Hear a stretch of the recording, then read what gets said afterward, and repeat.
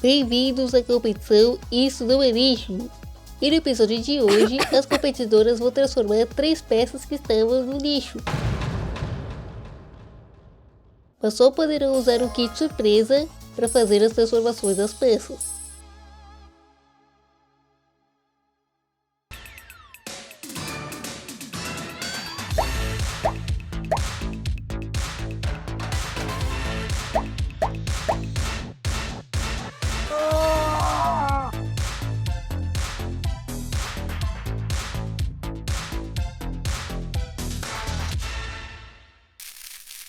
Podem pegar seus kits, garotas. A participante número 1 terá que usar elástico e botão de pressão.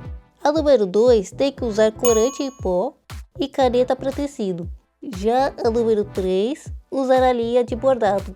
Se deixar de usar um dos componentes do kit, será eliminada. Vamos começar, meninas? Valendo!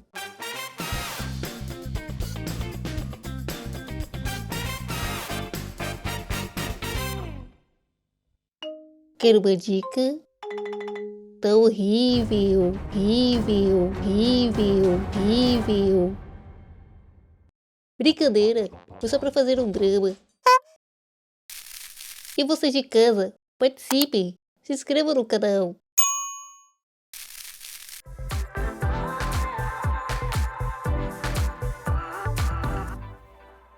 O tempo está acabando.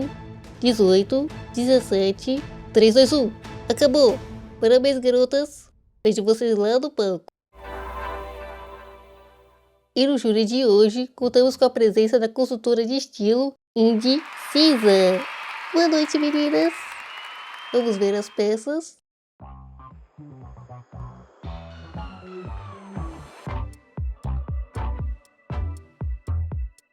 Quando abri meu kit, fiquei assustada, porque não sei como bordar.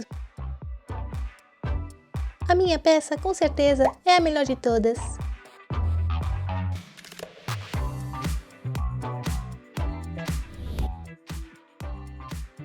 Foi um desafio e tanto, mas no final, eu arrasei. Indy Cinza, o que você tem a dizer sobre as transformações do programa de hoje?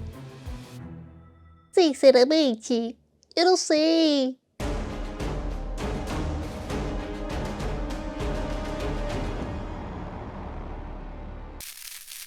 Então, vou pedir ajuda pro pessoal de casa. Qual transformação vocês mais gostaram? Deixem aqui nos comentários. Tenha uma boa noite e até o próximo programa. Tchau!